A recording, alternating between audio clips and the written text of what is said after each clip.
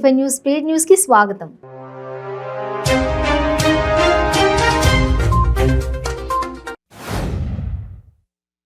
CM KCR మనవడు హిమాంశు పుట్టినరోజును పురస్కరించుకుని Jubilee Hills MLA Maganti Gopinath స్థానిక పెద్దమ్మ తల్లి ఆలయంలో ప్రత్యేక పూజలు నిర్వహించారు.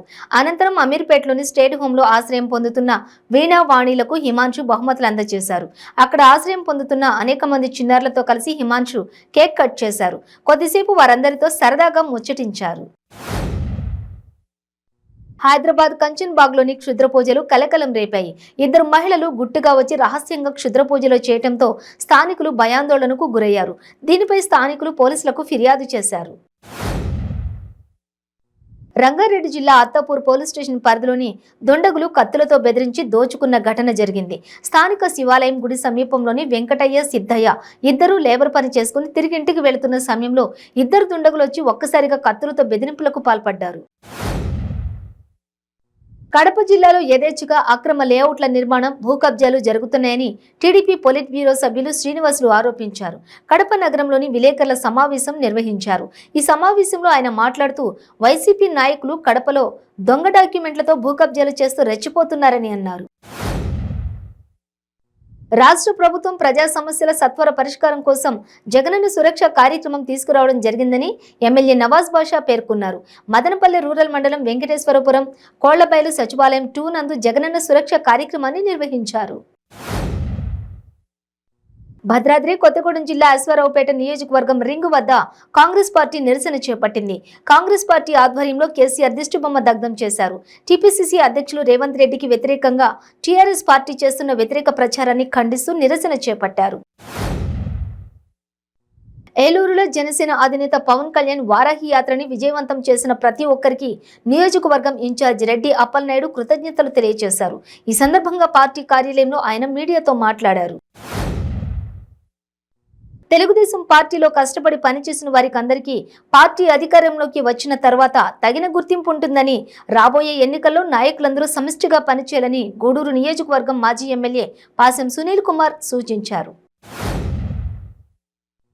భార్యను భర్త దారుణంగా హత్య చేసిన ఘటన ఎన్టీఆర్ జిల్లా మైలవరంలో రామకృష్ణ కాలనీలో చోటు చేసుకుంది. మైలవరానికి చెందిన పెనుముక్కల మధు మురళికి తెలంగాణలోని ఖమ్మం జిల్లా మదిరకు చెందిన దుర్గాభవానితో 6 ఏళ్ల క్రితం వివాహం జరిగింది. వీరికి 4 ఏళ్ల కుమారుడు వర్షిత్, 2 ఏళ్ల కుమార్తె జెస్సీ ఉన్నారు. జగన్మోహన్ రెడ్డి ప్రతిపక్ష నేతగా పాదయాత్ర సమయంలో ఇచ్చిన హామీలను తక్షణమే నెరవేర్చాలని డిమాండ్ చేస్తూ anganwadi workers and helpers union అనకాపల్లిలో ఆందోళనకు దిగింది. ఈ కార్యక్రమంలో వందలాది మంది అంగన్వాడీ కార్యకర్తలు, ఆయాలు పాల్గొన్నారు. పలువురు మహిళలు నల్ల చీరలు ధరించి తమ నిరసన తెలియజేశారు.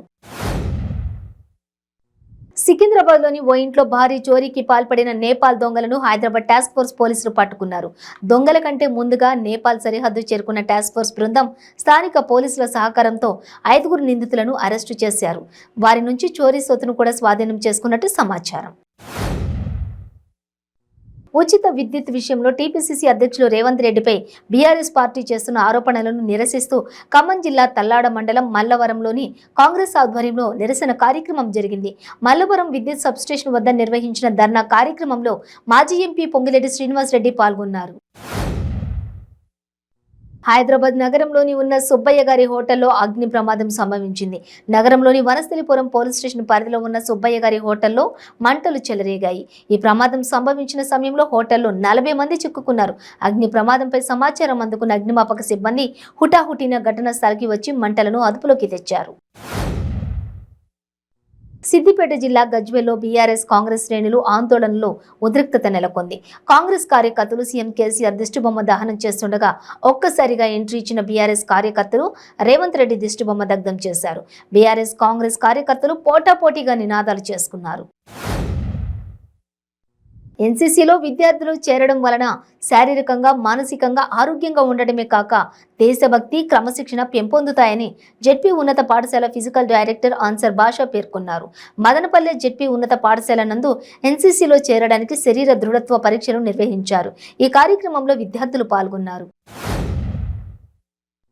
తమ కుమారుడిని ఉన్నత చదువులు చదివించుకుని ప్రయోజకుడిని చేద్దామనుకున్న ఆ తల్లిదండ్రుల ఆశలు అడియాసలయ్యాయి. తోటి విద్యార్థులతో కలిసి ఆడుతూ పాడుతూ చదువుకుంటున్న 4వ తరగతి గిరిజన విద్యార్థి హంతకుల చేతిలో బలయ్యాడు. మహిళా వాలంటీర్లపై జనసేన పార్టీ అధ్యక్షులు పవన్ కళ్యాణ్ చేసిన వ్యాఖ్యలను తీవ్రంగా ఖండిస్తున్నామని, అతి తక్కువ గౌరవ వేతనంతో వాలంటీర్లు ప్రజలకు ఎంతో సేవలు అందిస్తున్నారని గూడూరు ఎమ్మెల్యే వరప్రసాద్ వెల్లడించారు. గూడూరు పట్టణంలో జరిగిన విలేకరుల సమావేశంలో ఎమ్మెల్యే మాట్లాడారు.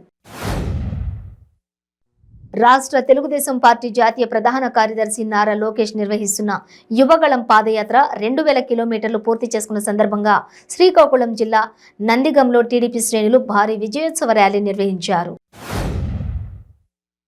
తిరుమల శ్రీవారిని అస్సాం గవర్నర్ గులాబ్ చంద్ దర్శించుకున్నారు.